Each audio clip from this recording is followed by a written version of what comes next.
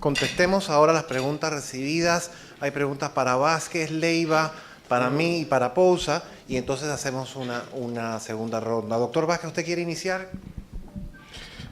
Gracias, embajador, pero dos temas. En el tema de Citgo, que es una operación americana, el respeto a las normas de comercio americano se mantiene aún a pesar de quién es el accionista y propietario de Citgo. Y eso es una práctica normal, es decir, hay otras compañías de países con los cuales hay ciertos niveles de conflicto que tienen operaciones dentro de Estados Unidos y continúan teniendo operaciones dentro de Estados Unidos. De hecho, el presidente de la compañía es el hermano de Chávez. Y de hecho, recogieron a una cantidad de ejecutivos venezolanos de la operación americana y los tienen presos en Caracas. Así es que Citgo, al igual que PDVSA, son brazos donde se utiliza mucho el recurso y eso les mantiene a ellos un canal para poder tratar de recibir dólares y poder mantener el mínimo de operaciones en las plantas petroleras venezolanas. Así que es muy difícil. Si no lo hacen en Estados Unidos, lo van a hacer desde Holanda, que es el otro sitio donde Citgo tiene operaciones grandes. Eso por ese lado. En el caso del embargo, yo creo que había una situación de hecho que posiblemente ahora se ha hecho, digamos, de derecho. Las partes han reconocido efectivamente que tienen diferencias fundamentales en el manejo del comercio y el abuso del comercio. Entonces, aquí lo que ocurre es que cada país de origen establece una serie de reglas y si la contraparte no las obedece, entonces quedas en una lista. Nosotros no compadecemos con las reglas de origen que tiene Venezuela, en consecuencia tenemos este problema. Y lo que ha hecho Panamá también es decir, señores, tú no compaginas con las reglas de origen panameñas y tienes ese problema. Las deudas que ya existían seguirán existiendo y podrán cobrarse en el momento y cuando sea posible. Copa había ajustado sus procedimientos de venta y los había dolarizado fuera de Venezuela y simplemente utilizaba moneda local para los pagos locales. Entonces, ellos habían hecho un ajuste y el precio de la acción de Copa había caído reconociendo las pérdidas de las transacciones en Venezuela. Así que yo creo que esa parte económica ya se absorbió. Ahora, por otras razones, se materializa. Se usan listas para poder prevenir blanqueo y otras actividades que son mucho más allá, digamos, del giro normal de operaciones económicas entre estas empresas o entre estos países, ¿no? Pero es, digamos, post facto, porque ya la situación económica ya está dada. Muchas gracias, doctor Vázquez. Doctor Leiva, ¿quiere usted seguir? Sí. El micrófono, doctor Leiva, ahí tiene un micrófono. Páselo, por favor, doctora Pousa. Respecto a la pregunta que hizo el señor en la parte de atrás del cuarto. Primero, yo había, verdaderamente el tiempo no permitió. Yo, de hecho, había escrito detalladamente sobre los vuelos estos misteriosos, que a través de ellos lo que entró y lo que salió es impresionante, ¿verdad? Pero además de eso hay dos o tres cosas, aspectos importantes que hay que estar al tanto de ellos. Hezbollah tiene una lista y tiene preparado toda todo un grupo, digamos, de targets, de blancos, ¿verdad? Judíos y americanos en toda la América, en caso de que haya un enfrentamiento entre Israel, Irán, Israel, Hezbollah, ¿verdad? Eso está ahí. Otra cosa que es importantísima y tristísima. La DEA llevaba 9 años estudiando las actividades de narcotráfico, las actividades en apoyo al terrorismo de Hezbollah a través de la América. 9 años se demoró. Tenía toda la información lista para moverse a nivel continental con los diferentes sistemas nacionales de policíacos, de inteligencia, y totalmente desmantelar todo ese proceso, toda esa situación. Le presentan esta situación al presidente de los Estados Unidos en los momentos en que estaban a punto de llegar a un acuerdo con Irán. El presidente Obama le dice, no se puede hacer porque esto pudiera obstaculizar por completo el tratado con Irán, porque entonces el Congreso y todas estas, o sea, va a haber una oposición tremenda y eso se guarda, ¿verdad? Pero esa es una situación real que ha ocurrido, que está ocurriendo, y bueno, no sé si le contesté, pero lo que es, y verdaderamente lo que son las comunidades judías en la América, tienen que estar muy preocupadas de la situación de precisamente la influencia de Hezbollah y de Irán a través de todo el hemisferio. Gracias. Gracias, doctor Leiva. Doctora Pousa, ¿quiere reaccionar a la pregunta sobre escenarios electorales? Sí, hola. Quizás no lo expresé, pero cuando hablé de mecanismos regionales, sí me refería al Grupo de Lima y a las sanciones pues que a través de sus diversos miembros pues se han adoptado en contra de Venezuela. En la última declaración efectivamente se dice que no se van a reconocer los resultados de las elecciones por considerarlos ilegítimos y que incluso iban a reconocer como único órgano la Asamblea Nacional, que había sido previa, o sea, la electa, la única constitucionalmente electa, a la cual pues el presidente Maduro le quitó poderes. Entonces lo que quise decir, que no lo dije, con eso es que precisamente se abre el marco para reconocer un gobierno bien estructurado en el exilio, que él mismo podría realizar distintos tipos de acciones, pero una de ellas, que será algo controversial, sería el solicitar la llamada intervención por invitación, que es un área gris dentro del derecho internacional, no deja de ser posible, y a la vez me parece que lo que también tendrían es que ahondar en los esfuerzos ante la Corte Penal Internacional. Eso también podría tener aún en el tiempo mayor impacto. Y lo único, y con su permiso, lo único para recordar que el Grupo de Lima son 14 miembros. 16, pero las Américas en general ¿tiene cuántos estados? 34. 34. Entonces, como que usted sabe, nos falta como un poquito más de... Cuba. Y entonces en ese sentido quizás deberían hacer una labor de meter más gente en el barco, usted sabe, para que lo que sea que se vaya a dar, entonces ya sea como una posición más, sí.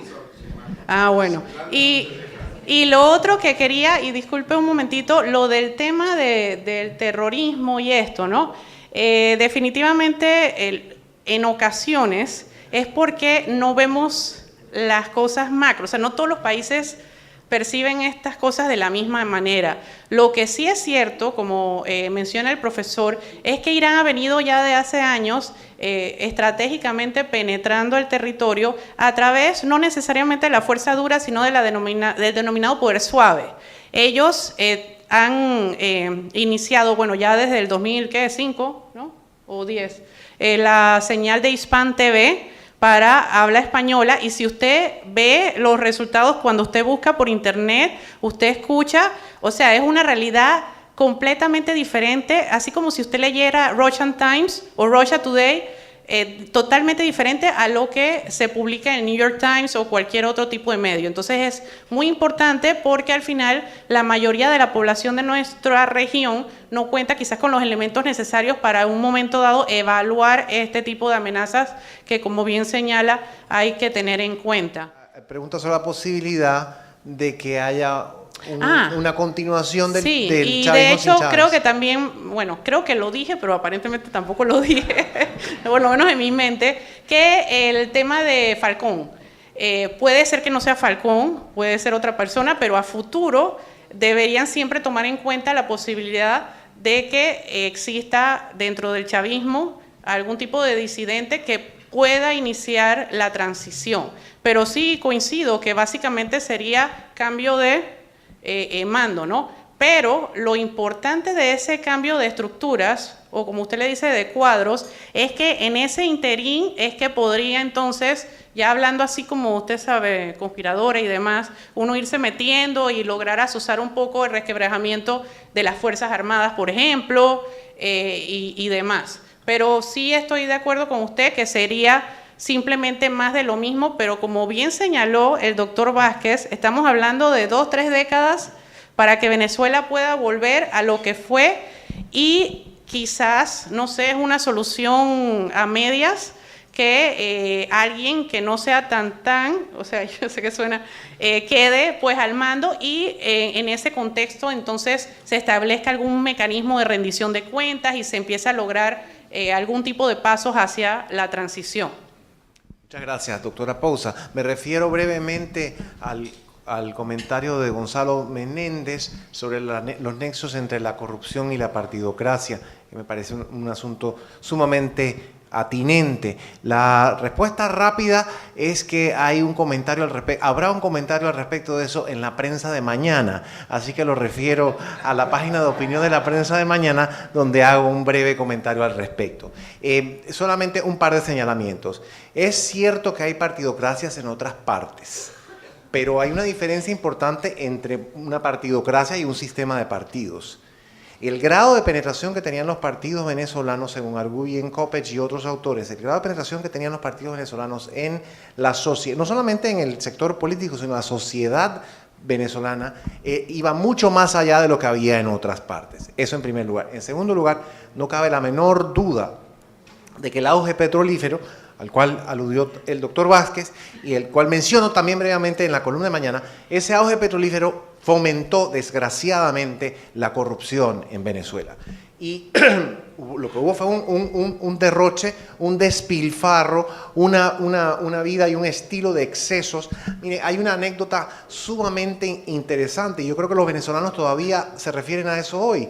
Los venezolanos todavía hoy se refieren al almuerzo ADECO. ¿Y qué es el almuerzo ADECO? En alusión a los ADECOs, que es el Partido de Acción Democrática. ¿Qué es el almuerzo ADECO? Es una jornada de francachela que inicia al mediodía con el almuerzo y termina en la madrugada, ¿no? Se pasa la noche, el mediodía, la tarde y la noche comiendo y tomando, para no decirlo de una manera mucho más coloquial, ¿no? Entonces, ese almuerzo ADECO, ese dicho del almuerzo ADECO es emblemático de aquella época de abundancia, de corrupción y de despilfarro de los fondos del Estado, que causó mucho menoscabo, no solo a los partidos políticos, sino a la democracia en general. Así que estoy totalmente de acuerdo con que hay que tomar en cuenta la corrupción también. Hay un asunto importante que señalar al respecto del panel en general. Como dije al principio, nosotros abordamos en este panel algunos aspectos. Es imposible abordar la situación venezolana en su integralidad. Entonces, necesariamente, y como académicos responsables que somos, que no actuamos y no intervenimos sin sustentar nuestras exposiciones en una evidencia cierta, tenemos que enfocarnos en ciertos aspectos. Pero la realidad, como lo ha sugerido usted y lo ha sugerido el embajador Piña y otras personas, es mucho, mucho más compleja. Solamente también tomen en cuenta la situación que se está dando a nivel internacional en Siria. Entonces, cuando yo me refería a los actores extracontinentales en Venezuela, todo lo que sucede por allá puede terminar incidiendo por acá. Y no vaya a ser, y eso sería, pues sí, el peor de los escenarios, que Venezuela se convierta en una especie de proxy de la rivalidad y de la confrontación que se da en esos lados. Y ahí es donde nosotros como países debemos estar o tener muy en cuenta ese tema, ¿no? Creo que tenemos transmisión de pensamiento, porque eso era lo que yo quería decir más o menos, de que la situación del Medio Oriente está tan complicada y las conexiones que existen entre Venezuela y estos grupos del Medio Oriente, Irán, etcétera, que puede haber, yo estoy convencido de que si hay verdaderamente una guerra en el Medio Oriente, un enfrentamiento grande entre Irán y Venezuela, y aún Hezbollah y sus aliados con Israel, entonces sí vamos a ver posiblemente una acción en Venezuela, porque de nuevo no se puede dar el lujo aquellos que van a estar respaldando a Israel, es más, saben perfectamente que en estos momentos Arabia Saudita verdaderamente está en una alianza con Israel en contra de Irán. O sea, una alianza debajo de la mesa, pero existe. O sea, la mayoría de los pueblos de los países árabes le preocupa muchísimo más las ambiciones de Irán y la situación con Irán que Israel. Y por lo tanto, si hay un enfrentamiento de grandes dimensiones donde los Estados Unidos apoye a Israel, no pueden permitirse que en la retaguardia tengan grupos que están dispuestos a atacar pues targets o siempre, no sé por qué tengo objetivos judíos o israelitas y americanos. En este asunto del arco minero como estrategia de desarrollo más inmediata que propone el gobierno de Maduro, sí también se habla en la documentación que estuve leyendo de que es otro de estos temas de desviación, de desviar la discusión y la situación crítica en que Venezuela está. Dos países prácticamente han ayudado o han participado en hacer propuestas de inversión, pero más que todo de lo que es el proceso de certificación del colbán, que junto con el diamante y el oro es lo que el gobierno de Venezuela apuesta a que se pueda llegar a elevar los niveles de ingresos del país. Y son dos países básicamente, el Congo, República Democrática del Congo, que es quien tiene las reservas de colbán más altos que hay ahorita a nivel mundial, y otro país que no tiene necesariamente, bueno, aparentemente ninguno de los dos, la experiencia en certificación, y que es Palestina, según lo que lo que yo he estado leyendo en este sentido. Y eso preocupa porque en realidad el planteamiento se hace en el 17, en enero del 17, y hasta el momento no hay información de que verdaderamente eso esté sucediendo. Ahora, sí, una de las cosas que ha avanzado en esa área es el desarrollo de lo que llaman las empresas verde oliva, de lo que es las fuerzas militares del gobierno, controlando una serie de procesos ahí adentro que tienen que ver con la explotación. Se dice que la explotación ilegal ya no existe, cuando en realidad sí hay muchísima explotación ilegal ahí en eso. O sea que la situación es muy compleja. Nada más para decir, por ejemplo, el efecto que eso tiene en las poblaciones del lugar. La malaria del 2013 al 17, en esos 4 años, ha aumentado 15 veces la suma que existía en el 2013. Cómo la gente, para conseguir tratamiento de malaria, utiliza las pepitas de oro que consiguen para poder cubrir eso. O sea, el tratamiento también a los indígenas, sumamente cuestionado en términos de derechos humanos. O sea, se espera que ese sea el mecanismo de reactivación de la economía, pero por otro lado, se están rompiendo un montón de reglas. Mientras eso no se formalice, no se institucionalice, no hayan procesos transparentes, es muy difícil hacerlo. Y entonces también la relación que tienen las fuerzas de Venezuela con la guerrilla LLN, es otro proceso ahí de distracción, porque el ELN le sirve para sacar a las Fuerzas Armadas de Venezuela que están en el negocio, sacar parte de la producción de estos minerales. Por ningún lado se menciona, a pesar de que el gobierno de Maduro dice que están entre los 9 países con mayores reservas de colván, por ningún lado en la literatura, lo que yo revisé al menos y que fue bastante, por ningún lado en la literatura se menciona a Venezuela como un jugador, digámoslo así, estrella en ese pequeño grupo. No lo es. No se sabe hasta dónde verdaderamente mucha desinformación se está exagerando, pero bueno, así funcionan estas iniciativas de desinformación. Por eso yo decía que en el principio hay mucha desinformación y es muy difícil para una persona que está tratando de investigar, de conseguir data gruesa, dura, conseguir para verdaderamente poder sostener un punto en ese sentido. Pero o sea, por lo menos pudo usted averiguar, doctor Coles, que hay que pelarles el ojo a Congo y a Palestina. Entonces eso es importante. Así es que con ese comentario me toca dar por concluida la sesión esta mañana, porque hemos tenido una jornada sumamente interesante, sumamente rica, pero hay que ir a trabajar.